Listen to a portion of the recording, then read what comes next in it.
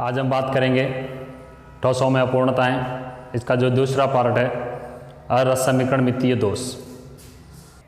पहला पार्ट हमने पढ़ा था कि भाई रस समीकरण मितीय दोष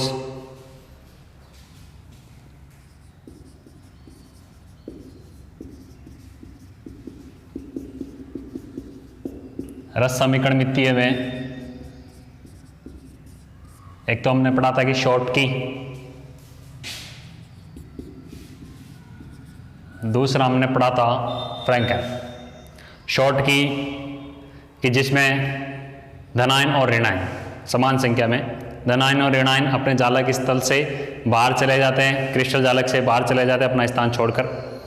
फ्रैंकेल में क्या था कि जो छोटे आकार का धनायन है वो अपना स्थान छोड़कर अंतराकाशीय अवकाशों में चला जाता है। ये वहाँ पर हमने पढ़ा था कि शॉर्टकी और फ्रैंकेल। और इससे से रिलेटेड जो अनायनिक ठोस हैं उनमें जो दोष पाए जाते हैं दो, एक तो थे रिक्तिका और एक थे अंतराकाश। इन चार दोषों के बारे में हम पढ़ चुके हैं पहले वीडियो में। रिक्तिका अंतराकाशी अनायनिक ठोसों में पाए जाने वाले दोष हैं, और आयनिक ठोसों में पाए जाने वाले जो दोष हैं रस समीकरण मितीय, जिसके दो पार्ट शॉर्टकी और फ्रैंकेल। अब हम बात करेंगे जो दूसरे प्रकार के दोष हैं अरस समीकरण मितीय या नॉन स्टाइक्योमेट्री दोष।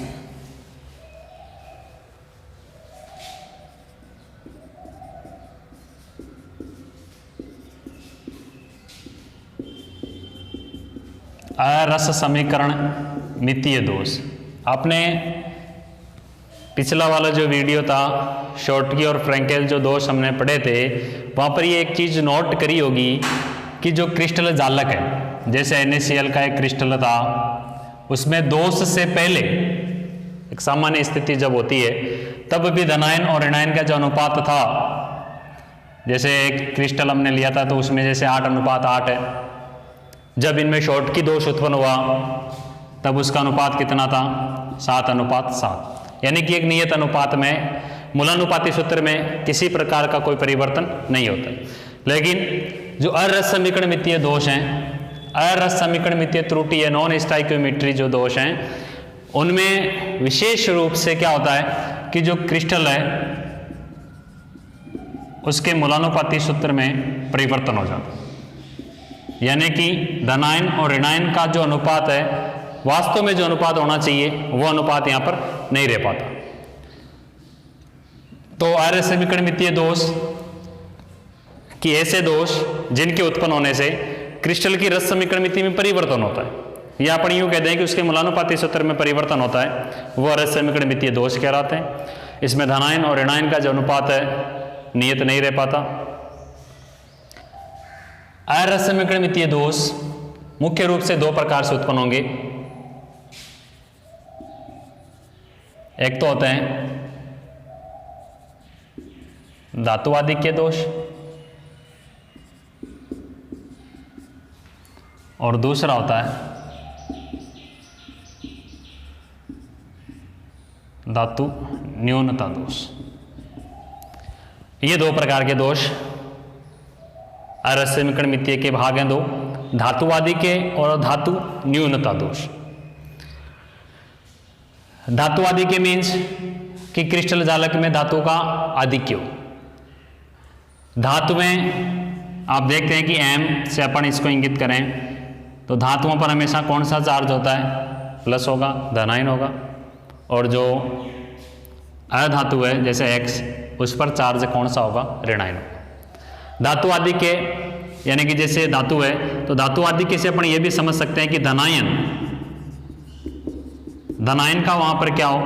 आधिक्य, यानी कि धनायन ऋणायन की तुलना में अधिक हो। धनायन अधिक हो किसकी तुलना में? ऋणायन की तुलना में। और धातु न्यून,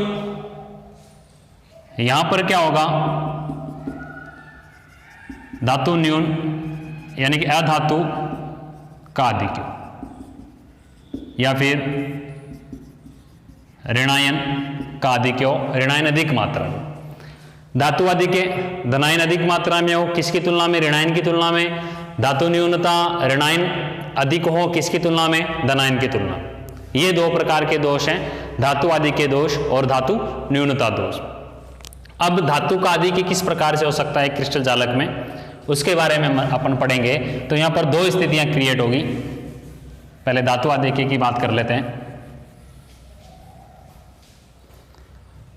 धातु आदि के दोष है, दो प्रकार से उत्पन्न होगा। पहला होगा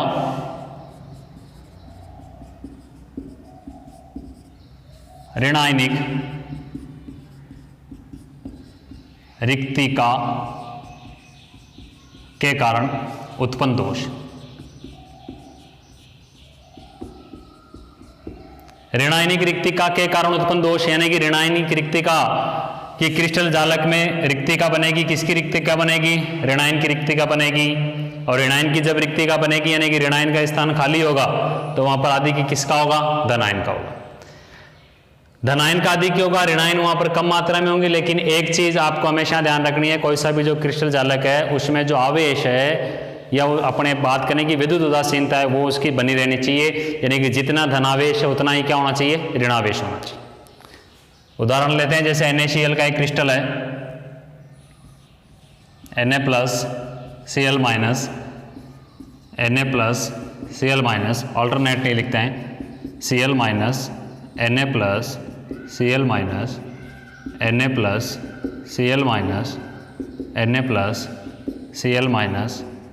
Na+Cl-, Na+Cl- और Na+। जैसे ये एक NaCl का एक क्रिस्टल है। सारे जो आयन हैं व्यवस्थित हैं, धनायन और ऋणायन। एक साधारण क्रिस्टल है NaCl, साधारण नमक जो है उसका एक साधारण क्रिस्टल है। अब यदि अपन इस पर सोडियम की वाष्प को प्रवाहित करें, सोडियम वाष्प यहां से प्रवाहित की जाए Na, सोडियम की वाष्प अपन प्रवाहित करें तो आप देखेंगे कि धातु, और धातु हमेशा क्या बनाती है? धनायन बनाएगी। धनायन कब बना रही है? वो एक इलेक्ट्रॉन का क्या करेगी? त्याग करेगी, यानी कि Na+ प्लस एक इलेक्ट्रॉन। एक जो क्रिस्टल जालक है सोडियम क्लोराइड का क्रिस्टल जालक है, उसकी सतह पर जब अपन सोडियम वाष्प को प्रवाहित करते हैं, किसकी सतह पर? NaCl के क्रिस्टल पर, NaCl के क्रिस्टल की सतह पर जब सोडियम वाष्प को प्रवाहित करते हैं तो वहां पर वाष्प से बना सोडियम धनायन, सोडियम धनायन या धातु धनायन बन रहा है। यह धातु धनायन बन रहा है तो धातु धनायन क्या करेगा? इस Cl- को जो ऋणायन है उसको अपनी ओर आकर्षित करेगा। और अपन पहले भी पढ़ चुके हैं, पढ़ते हैं कि प्लस माइनस की ओर, माइनस प्लस की ओर अग्रसर हैं, आकर्षित होते हैं। तो ये Cl अपना घर बसाने के लिए, या मैं यूं कह दूं कि Na+Cl- के साथ संयोग कर, योग कर किसका निर्माण करेगा? NaCl का। तो उस NaCl का निर्माण करने के लिए ये Cl- यहां से किसके साथ चला गया? Na+ के साथ चला गया। तो यहां जो क्रिस्टल है आप देखेंगे कि Cl- जब बाहर चला गया तो यहां क्या उत्पन्न होगी? रिक्तिका उत्पन्न होगी, खाली स्थान हो गया। Cl- जो था वो बाहर चला गया। किसके साथ चला गया? Na+। Na+ कहां से आया? वह सोडियम वाष्प जिसको हमने क्रिस्टल जालक NaCl के क्रिस्टल जालक की सतह पर जब हमने वाष्प को प्रवाहित करा तो सोडियम धनायन है वो Cl- आयन को आकर्षित कर रहा है। और Cl- आयन और Na+ ये किसका निर्माण कर रहे हैं? NaCl का। अब आप यहां पर देखेंगे क्या बनी? ऋणायनिक रिक्तिका बनी, ऋणायनिक रिक्तिका बनी। और धातुएं कितनी है? 1 2 3 4 5 6 7 8। धातु धनायन या धनायनों की संख्या कितनी? 8 है। ऋणायन 1 2 3 4 5 6 7। तो Na+ कितने हैं? 8 है। Cl- कितने हैं? 7। तो आदि के किसका हुआ? आदि के किसका हुआ? धातु धनायन का। धातु धनायन का आदि क्या हो रहा है यहां पर? तो ऋणायनिक रिक्तिका के कारण रिक्तिका बनी है। ऋणायनिक रिक्तिका धातु आदि के दोष है, ये एक प्रकार का दोष है। अब आप देख रहे हैं कि यहां पर जो आवेश है वो संतुलित नहीं है, प्लस के 8 है, माइनस के 7 है। तो आवेश को बैलेंस करने के लिए Na एक इलेक्ट्रॉन इसने डोनेट करा, Na+ का निर्माण करा, तो ये इलेक्ट्रॉन क्या करेगा? उसका स्थान ग्रहण करेगा Cl- का। इलेक्ट्रॉन जो है सोडियम की वाष्प में जो सोडियम परमाणु हैं जिसने इलेक्ट्रॉन डोनेट कर Na+ का निर्माण करा, वो इलेक्ट्रॉन इस Cl- का स्थान ग्रहण करेगा और इस Cl- का स्थान ग्रहण करा तो आप देखेंगे आवेश क्या है, प्रति संतुलित है।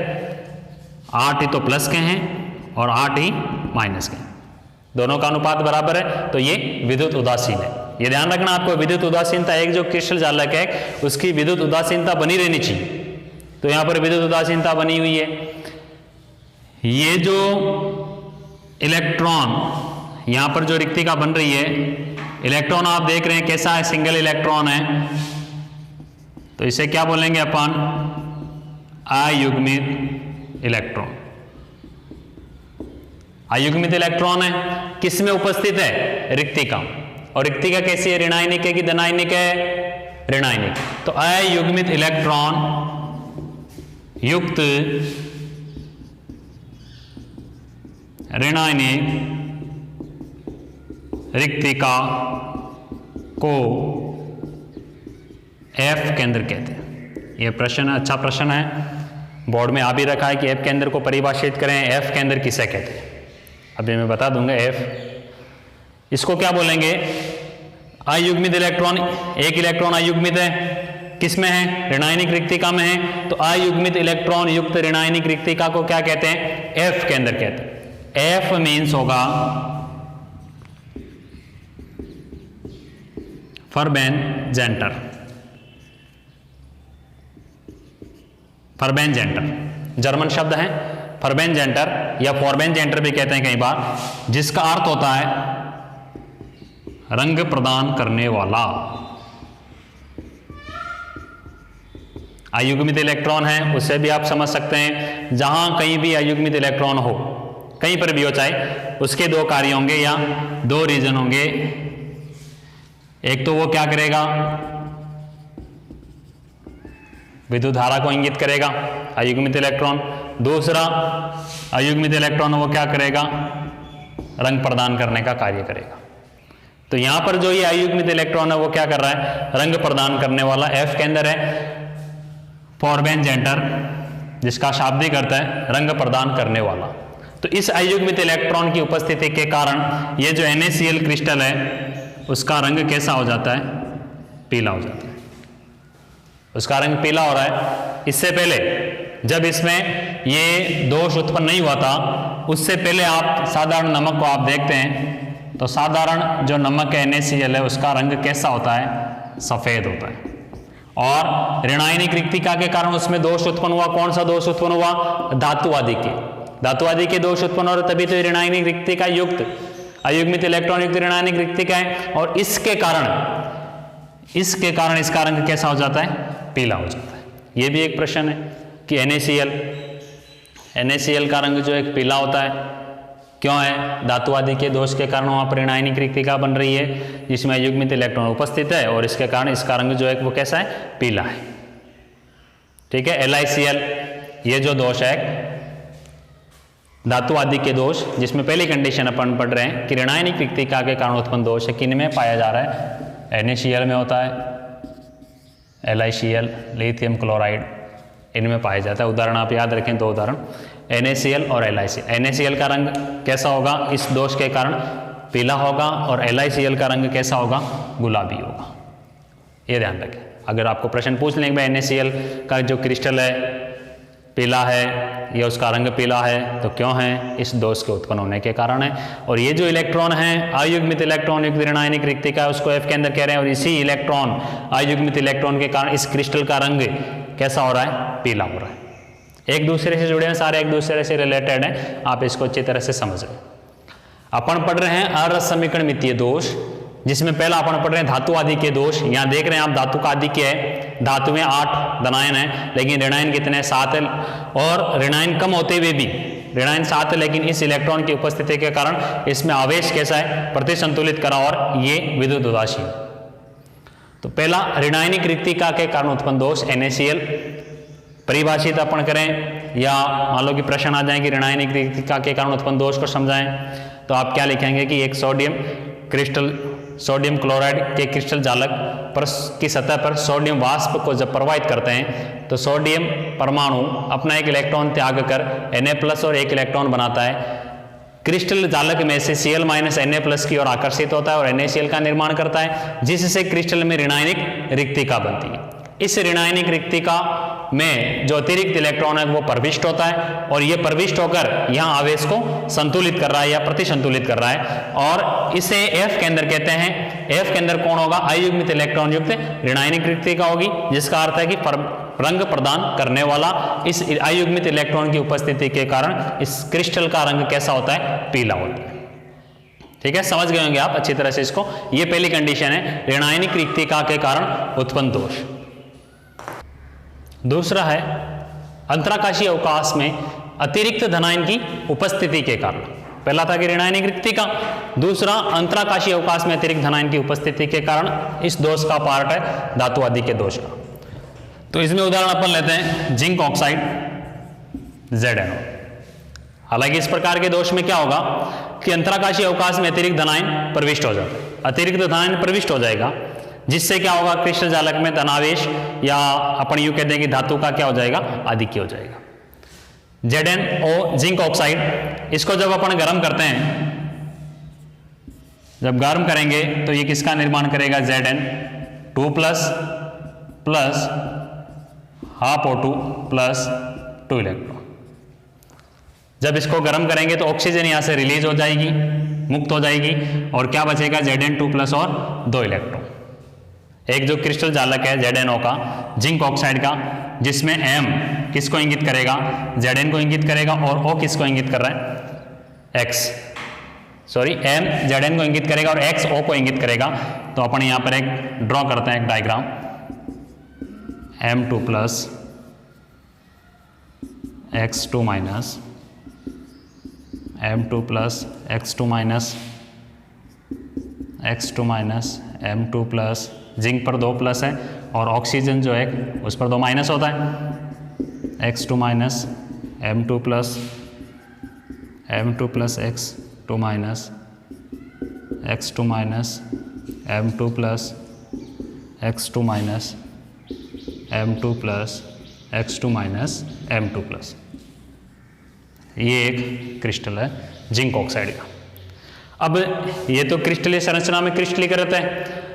अब मान लो कि अपन जब इसको गर्म करें तो एक जो ZnO है, जिंक ऑक्साइड जो है अणु जो है, उसमें क्या होगा कि वहां जब इसको गर्म करेंगे तो जिंक ऑक्साइड इसकी सतह पर, यहां पर जिंक ऑक्साइड गर्म करने पर Zn2+ हाफ O2 और 2 इलेक्ट्रॉन का निर्माण करेगा। ऑक्सीजन यहां से रिलीज हो जाएगी तो क्या बचेगा?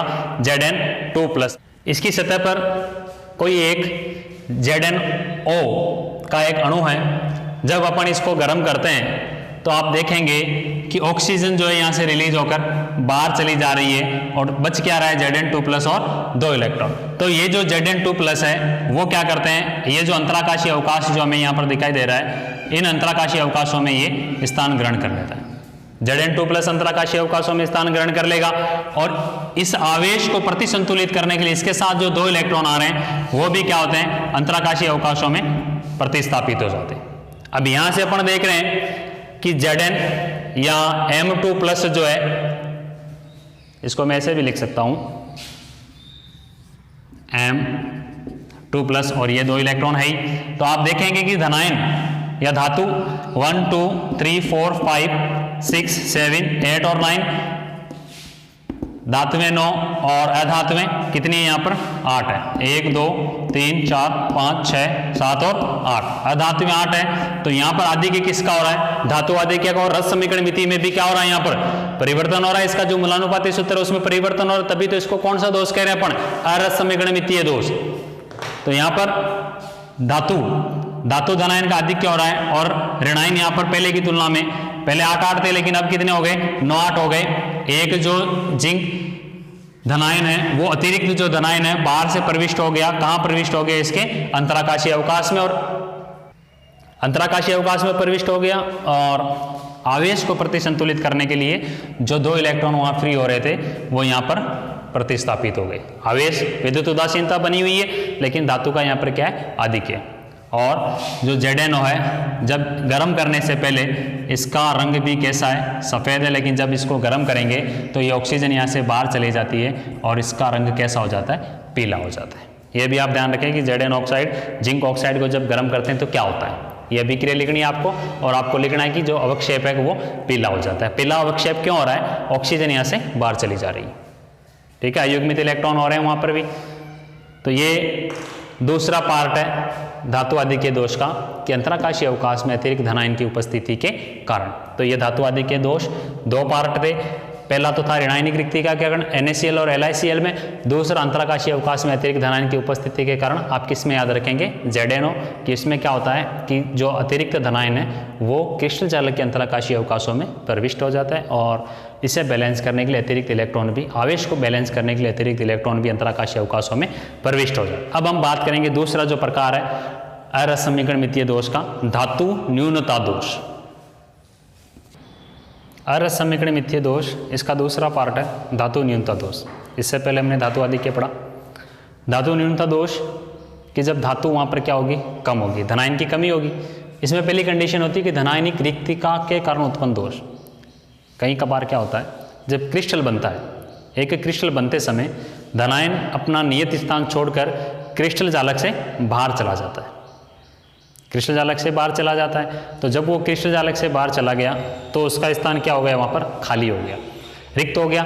तो किसका स्थान रिक्त हुआ, धनायन का। तो रिक्तिका कौन सी बनी वहाँ पर, धनायनिक रिक्तिका बनी। अब धनायनिक रिक्तिका बन रही है, चलो तो भाई अपन मान लें कि भाई ऋणायन का क्या वहाँ पर आदि के, लेकिन आवेश को भी तो बैलेंस करना है। तो आवेश बैलेंस करने के लिए वहाँ पर क्या होता है कि जो अन्य जो धनायन है, इस क्रिस्टल में उपस्थित जो अन्य धनायन है वो क्या करते हैं, एक अतिरिक्त इलेक्ट्रॉन डोनेट करते हैं या अपनी संयोजकता को बढ़ाते हैं। तो संयोजकता को कौन बढ़ा सकते हैं, जो परिवर्तनशील ऑक्सीडेशन नंबर या परिवर्तनशील संयोजकता प्रदर्शित करते हैं, जैसे डी ब्लॉक के एलिमेंट है। डी ब्लॉक के जो तत्व वो क्या करते हैं, परिवर्तनशील संयोजकता प्रदर्शित करते हैं, जैसे आयरन है +2 भी प्रदर्शित कर रहा है और +3 भी प्रदर्शित कर रहा है। तो क्रिस्टल में जब जैसे FeO की अपन बात करें, FeO का क्रिस्टल है या फिर FeS का क्रिस्टल है, तो इनमें क्या होगा कि एक Fe जब बाहर चला गया तो दूसरा जो Fe होगा वो क्या करेगा, अपनी अतिरिक्त ऑक्सीडेशन नंबर वहाँ पर प्रदर्शित करेगा, जिससे आयन वहाँ पर क्या हो जाएंगे, बैलेंस हो जाएंगे। तो धनायनिक रिक्तिका के कारण उत्पन्न दोष है या धातु न्यून दोष है, कौन प्रदर्शित कर रहे हैं आपको ध्यान रखना है, FeO, FeS, ferrous oxide, ferrous sulphide, निकल ऑक्साइड भी है, लिख देते हैं यहाँ पर NiO। ये इस प्रकार का दोष उत्पन्न करेंगे। देखें कि जैसे M+ धनायन है, X- ऋणायन, M+ X-, X-, M+, X-, M+, X-, M+, X-, X-, M+, X- और M+, ये एक क्रिस्टल है। क्रिस्टल बनते समय क्या होगा कि जो धनायन है वो अपना स्थान छोड़कर क्रिस्टल जालक से बाहर चला जाता है। क्रिस्टल जालक से बाहर चला गया तो यहाँ पर क्या उत्पन्न हो गई, रिक्ति उत्पन्न हो गई, रिक्तिका उत्पन्न हुई, जिसे अपन कौन सी रिक्तिका बोलेंगे, यहाँ पर धनायन के स्थान पर हुई है तो धनायनिक रिक्तिका। अब धनायनिक रिक्तिका उत्पन्न हो गई, अपन अनुपात देखेंगे, धनायनों का अनुपात और ऋणायन 7:8 में, तो इनकी रस समीकरणमिति परिवर्तित हो गई, तो इसे अरस समीकरणमितीय दोष कह रहे हैं। अब बात हो रही है कि धातु न्यून, धातुएं कितनी है, 7 है, अधातुएं कितनी 8, धातु न्यून है, धनायनिक रिक्तिका, यह धनायनिक रिक्तिका।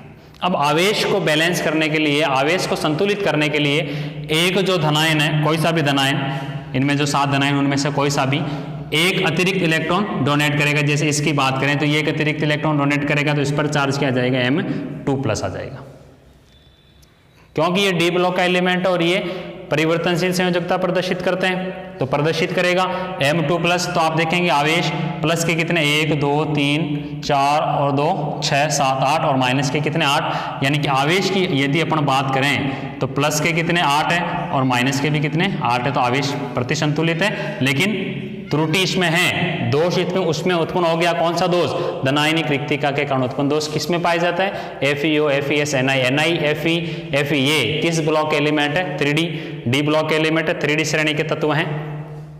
तो इसका ध्यान रखें, ये धनायनिक रिक्तिका के कारण उत्पन्न दोष, धनायनिक रिक्तिका के कारण दोष उत्पन्न हुआ।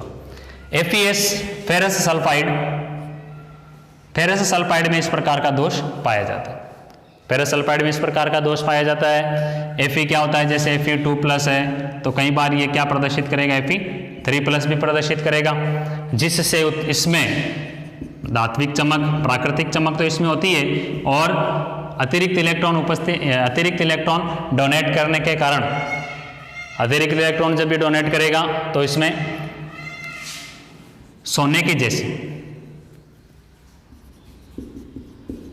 सोने के जैसी चमक उत्पन्न होती है, जिससे इसको मूर्खों का सोना भी कहते हैं। इसमें सोना नहीं होता वास्तव में ये, लेकिन इसमें सोने जैसी चमक होती है। तो यदि किसी को FeS जो है इसमें सोने जैसी चमक होती है, इसलिए इसको मूर्खों का सोना कहते हैं। तो ध्यान रखें, मूर्खों का सोना किसे कहते हैं, FeS को कहते हैं, फेरस सल्फाइड को। ये पहली कंडीशन है धनायनिक रिक्तिका के कारण उत्पन्न दोष। धातु न्यूनता दोष की दूसरी कंडीशन है कि अंतराकाशीय अवकाशों में अतिरिक्त ऋणायन का आ जाना। तो जब एक जो क्रिस्टल जालक है उसमें क्या होता है कि एक अतिरिक्त ऋणायन प्रविष्ट हो जाता है बाहर से। कहाँ पर प्रविष्ट होगा, अंतराकाशीय अवकाशों में। जैसे यहाँ पर प्रविष्ट हो गया, ये एक अतिरिक्त ऋणायन प्रविष्ट हो गया, अतिरिक्त ऋणायन प्रविष्ट हो गया, तो इसके कारण यहाँ पर क्या हुई, धातु न्यूनता, और धातु न्यूनता के कारण यहाँ पर दोष उत्पन्न हो रहा है। धातु न्यूनता कैसे हो गई है, धातु कितनी, 1 2 3 4 5 6 7 8, धातु के परमाणु कितने, 8 है। अधातु के परमाणु कितने यहाँ पर, 1 2 3 4 5 6 7 8 9, ये दोष उत्पन्न हो गया। रस समीकरण मिति में परिवर्तन हो गया, 8:8 होना चाहिए था, लेकिन कितना हो रहा है, 8:9 हो रहा है। अब बात करते हैं आवेश के संतुलन की। तो आवेश का संतुलन जैसे पहले हो रहा था वैसे ही अब यहाँ पर होगा क्या, एक जो धनायन है वो अतिरिक्त इलेक्ट्रॉन डोनेट करेगा और चार्ज अपने ऊपर बढ़ाएगा, जिससे इस पर M+ से M2+ हो गया। M2+ होने से प्लस के कितने हो गए, 1 2 2 और 2 4 5 6 7 8 9। चार्ज की मैं बात कर रहा हूँ, प्लस के कितने चार्ज हो गए, 9, और माइनस के कितने हो रहे हैं, 1 2 3 4 5 6 7 8, और ये अतिरिक्त 9, ये 9:9, यानी कि विद्युत उदासीनता बनी हुई है। तो आप कोई सा भी जो क्रिस्टल है उसमें दोष उत्पन्न हो रहा है तो विशेष तौर से ध्यान रखें कि उसमें विद्युत उदासीनता बनी होनी चाहिए, और जिस प्रकार से कंडीशन हो रही उस कंडीशन का आप पालन करना होगा, वहां पर उसको फॉलो करना होगा। जैसे यहाँ पर अंतराकाशीय अवकाश में अतिरिक्त ऋणायन आ रहा है, ये अतिरिक्त ऋणायन 9वां ऋणायन। हालांकि इस प्रकार के दोष है ना बहुत कम देखने को मिलते हैं, बहुत ही कम पाए जाते हैं। कम क्यों पाए जाते हैं, क्योंकि ऋणायन का आकार क्या होता है, धनायन की तुलना में बड़ा होता है, और जब ऋणायन का आकार बड़ा होता है तो वो अंतराकाशीय अवकाशों में स्थान ग्रहण नहीं कर पाता, यानी कि अंतराकाशीय अवकाशों में छोटा स्थान होता है और ऋणायन का आकार बड़ा होता है, जिससे ये दोष है बहुत ही कम देखने को मिलते हैं। तो ये दूसरा पार्ट है अरस समीकरणितीय दोष का। दूसरा पार्ट धातु न्यूनता, जिसके 2 पार्ट थे, एक पहले हमने पढ़ा और दूसरा ये अंतराकाशीय अवकाशों में अतिरिक्त ऋणायन का आ जाना। ये जो दोष है कि डी ब्लॉक एलिमेंट है उनमें पाए जाते हैं धातु न्यूनता दोष, ठीक है। तो ये थे अरस समीकरणितीय दोष, धातु न्यूनता और धातु आदि के दोनों में 2-2 थे। एक तीसरा प्रकार जो मैंने आपको कहा था कि तीसरा पार्ट भी आता है इसमें, वो आता है अशुद्धता दोष का। अशुद्धता दोष इसे बोलते हैं। प्रश्न इस प्रकार से हो सकता है कि अशुद्धता दोष पर टिप्पणी लिखो, यह अशुद्धता दोष क्या है। जैसे उदाहरण से आप इसको समझा सकते हैं, एक जो NaCl का क्रिस्टल है, NaCl के क्रिस्टल में अपन किसकी अशुद्धि मिलाते हैं, या तो SrCl2 की मिलाते हैं या फिर CdCl2 की, स्ट्रोंशियम क्लोराइड की या फिर कैडमियम क्लोराइड की अशुद्धि जब अपन मिला दें तो यहाँ पर Cl और Cl ये तो एक समान आयन है, ठीक है, एक दूसरे को प्रतिस्थापित करेंगे अपन को कोई पता नहीं चलेगा क्योंकि कोई चेंजेस नहीं होगा। लेकिन जब धनायन Na+Sr2+ के द्वारा जब प्रतिस्थापित होंगे तो वहां पर दोष उत्पन्न होगा, त्रुटि उत्पन्न होगी, जिसे वहां पर क्या कहेंगे अपन, अशुद्धता दोष। जैसे NaCl का एक क्रिस्टल है जिसमें Na+Cl-, Na+Cl-, Cl-, Na+Cl-, Na+Cl-, Cl-, Na+Cl-,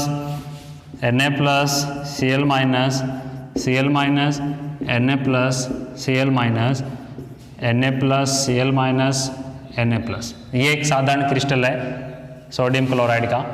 अब जब अपन इसमें SrCl2 कुछ एक NaCl को जब अपन SrCl2 के साथ अपन मिश्रित करें तो क्या होगा कि SrCl2 आप देखेंगे Sr2+ और 2Cl-, इसी प्रकार से होगा इसका विखंडन, इसी प्रकार से होगा। तो SrCl यानी कि धनायन किसको प्रतिस्थापित करेंगे, धनायन को, तो एक जो धनायन है देखें Sr, इस पर चार्ज कितना है 2+, Na पर कितना है 1+ है, तो एक Sr का जो धनायन है Sr धनायन वो कितने Na+ को प्रतिस्थापित करेगा, 2 Na को प्रतिस्थापित करेगा, यहाँ पर स्थान ग्रहण करेगा Sr2+, और यहाँ पर क्या रह जाएगी, रिक्ति रह जाएगी, खाली स्थान रह जाएगा, क्योंकि यदि यहां पर भी Sr लिखे तो विद्युत उदासीनता नहीं बनी होगी। अब देखेंगे आप यहां पर चार्ज देखेंगे आप प्लस के कितने 1 2 3 और 2 5 6 7 और 8, प्लस के 8 है और माइनस के भी कितने हैं Cl- 8 है, लेकिन धनायन कितने आ रहे हैं या धातुएं कितनी 1 2 3 4 5 6 7 धातुएं और अधातुएं कितनी है Cl- कितने 8 है। तो ये अशुद्धता दोष है कि जब NaCl के क्रिस्टल में SrCl2 की अशुद्धि आप मिश्रित करते हैं तो एक Sr2+ 2 Na+ आयनों को प्रतिस्थापित करता है, जिससे जालक में धनायनों की कमी होती है और ऋणायनों का वहां पर आधिक्य होता है, और आवेश जो एक प्रतिसंतुलित हो रहे हैं Sr2+ है, एक Sr2+ 2 Na+ को रिप्लेस कर रहा है, आवेश प्रतिसंतुलित होता है और क्रिस्टल जालक की विद्युत उदासीनता बनी रहती है। ये अशुद्धता दोष है। ये अपना टॉपिक था ठोसों में अपूर्णताएं, कंप्लीट हो गया। इसके बाद अपन बात करेंगे विद्युतीय गुणों की। लास्ट टॉपिक होंगे इसके, एक तो होगा ठोसों में विद्युतीय गुण और एक होगा ठोसों में चुंबकीय गुण। ये 2 टॉपिक इस चैप्टर के लास्ट है। अगले टॉपिक में, अगले वीडियो में अपन इन दोनों के बारे में चर्चा करेंगे। धन्यवाद।